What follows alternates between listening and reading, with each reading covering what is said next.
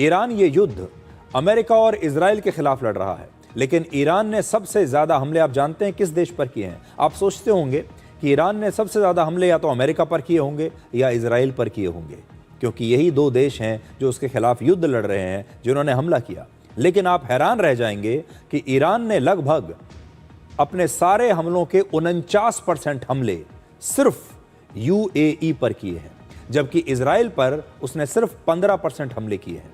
इसके अलावा ईरान ने सऊदी अरब पर 19%, कुवैत पर 10%, इराक पर 8%, बहरीन पर अपने 4% और कतर पर लगभग 3% हमले उन्होंने किए हैं। ईरान के तमाम हमलों का ब्रेकअप देखिए, लगभग 49% हमले ईरान ने एक ही देश पर किए हैं और वो है यूएई।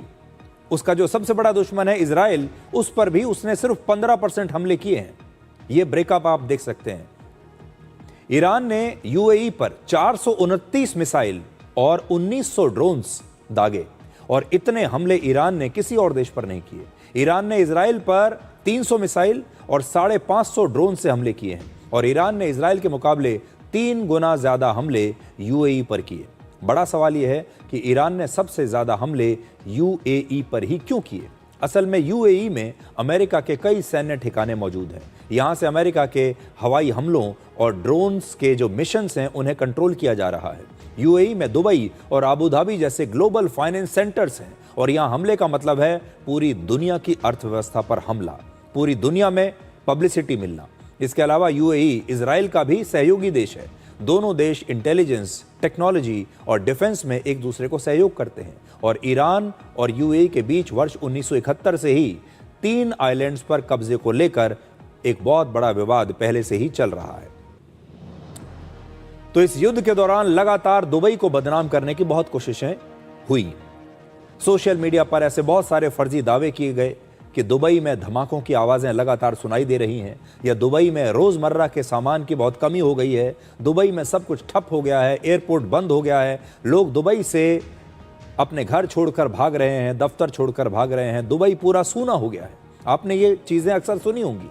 अब लोग वापस दुबई लौटने के लिए तैयार नहीं हैं और दुबई की जो शान हुआ करती थी एक ज़माने में, दुबई की एक जो छवि हुआ करती थी कि दुबई सबसे सुरक्षित देशों में से एक है, जहां आपकी जान भी सुरक्षित है और आपका इन्वेस्टमेंट भी सुरक्षित है, लोगों ने कहना शुरू कर दिया कि दुबई में प्रॉपर्टी का बाजार बिल्कुल गिर गया है, अब वहां पर कोई जाने को तैयार नहीं है।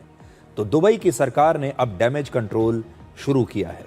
दुबई की सरकार जो है वो लगातार दुनिया को अपने सोशल मीडिया हैंडल्स के जरिए बता रही है कि असलियत क्या है और उन्होंने जांच की कि सोशल मीडिया पर जो पूरा कैंपेन चल रहा है दुबई के खिलाफ, ये कैसे हुआ।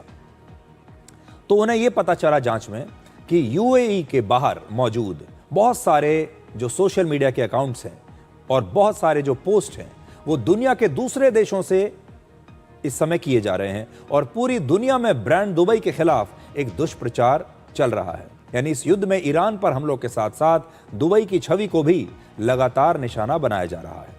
दुबई दुनिया के सबसे बड़े फाइनेंशियल हब्स में से एक है, इसलिए पहली बार दुबई की सरकार खुद इस नैरेटिव को बदलना चाहती है और वहां की सरकार अब खुद ही दुबई की तस्वीरें और वीडियोस पोस्ट करके ये दिखा रही है कि दुबई में हालात बिल्कुल सामान्य है। लेकिन मैं आपको वो नक्शा दोबारा से दिखाना चाहता हूं जिसमें आप देख पाएंगे कि जब दुबई की सरकार ने, वहां के लोगों ने जब देखा कि ये जो पोस्ट हो रहे हैं दुबई को बदनाम करने के, ये कहां कहां से हो रहे हैं, तो उन्हें उन देशों की, उन स्थानों की लोकेशन पता चली जहां से दुबई को बदनाम करने के लिए ये सोशल मीडिया कैंपेन्स चलाए जा रहे हैं और वो सारी जगहें इस समय आपके नक्शे पर हैं जहां से वो मिस इन्फॉर्मेशन फैलाई जा रही है। ये है दुनिया भर में वो जगह जहां से लोग, ये बाकायदा एक कैंपेन चलाया गया जिसमें लोगों ने फर्जी दावे किए कि लगातार हमले हो रहे हैं, मुझे लगातार वहाँ हमलों की आवाज़ें आ रही हैं, दुबई में सामान की शॉर्टेज हो गई है, इस प्रकार की चीज़ें।